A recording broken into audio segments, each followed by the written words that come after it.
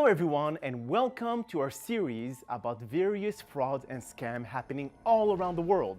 Now, do you think you are immune to fraud? Absolutely not. In reality, anybody can fall victim to it. Frauds come in all shapes and sizes, and I will help you learn how to identify them and report them to the proper authorities. Now, what is a scam? It's a confidence trick or a scheme is an attempt to defraud a person or group after first gaining their confidence, used to the classical sense of the trust. Confidence tricks exploit characteristics of the human psyche such as dishonesty, honesty, vanity, compassion, credulity, irresponsibility, innocence, and greed. Every year, thousands of people lose their money and personal information to scams. You may have received some by email, or an odd accent speaking IRS agent calling you about your unpaid taxes of 2007. Scam artists use different types of fraud to try to trick you of your hard-earned money. Scammers are getting smarter all the time, and I will help you scam-proof your life. This way, you won't be tempted to actually think you inherited $10 million from an uncle you never met in Nigeria. Now, I am your host, Dr. Dan Amzalag, and I am the Scaminator.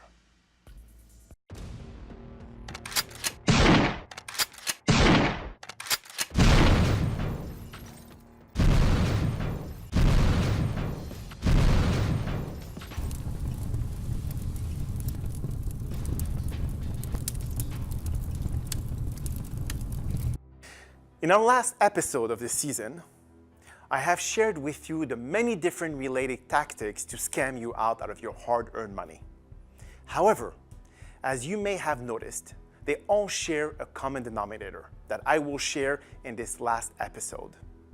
Many scammers have the tendency to create urgency, such as winning a lottery gift and you only have 2 hours to redeem your prize, but have to pay for the taxes related to your winnings.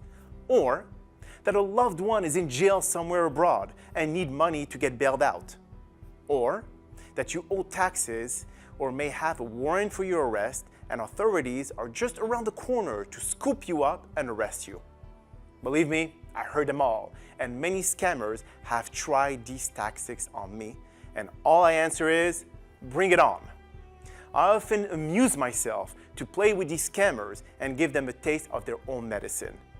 But I wouldn't recommend that to everyone. So let me summarize how scammers get you to pay them for their worthless life. Money transfer with Western Union and MoneyGram. A very common way to get people to go to a local office, get them to wire money and get them the MTCN number, which is a security number of 10 digits as well as a security question and answer so the scammer can retrieve the money on the other end. I often give them a fake MTCN number, as well as a fake security question and answer for them to waste their time having to call me back, alarmed that it didn't work. In their countries, such as Nigeria or wherever, Western Union is often located several hours away, so I waste their time going back and forth without receiving any money at all. At the end, I simply tell them they're the one who got scammed.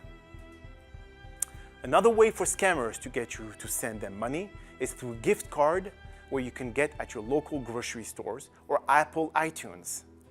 In the back of these cards, you get to scratch off a code that they can easily cash out once they have you to provide them with the digits.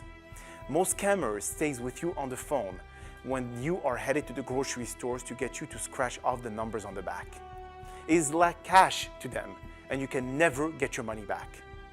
When I receive these calls, I make them believe that I'm headed at the store and fake a conversation with a grocery clerk, and then they give me a fake number on the back of that card, where they realize that the number is fake.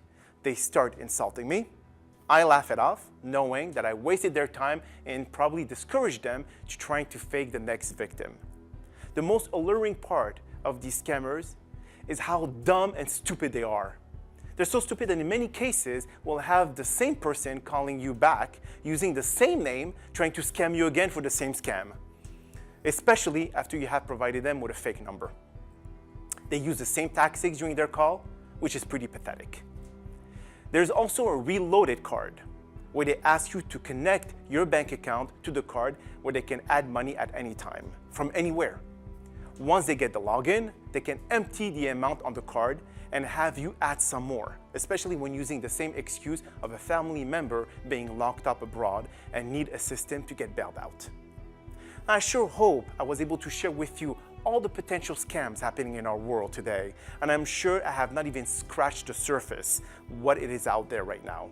For me to continue producing these videos, I need more content to share with our viewers, so do not hesitate to reach out to me whenever you face these potential scams.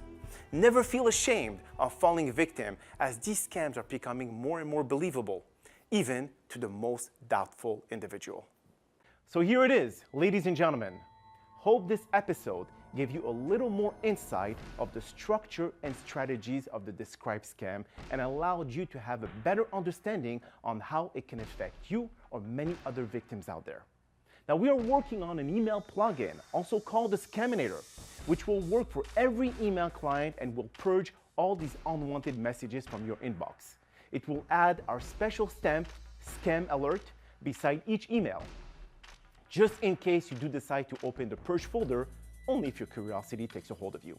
Now, in the meantime, if you do come across new scams using different techniques to lure you into as the next victim, do not hesitate to contact us by email listed below, explaining their techniques and incentives given to you to get you to respond to their scam and ultimately send your hard-earned money.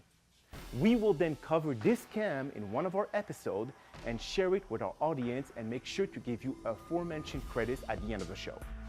Until then, my friends, stay safe, stay wise, and stay scam-free. If you're watching this, you are the resistance. Signing off, the Scaminator.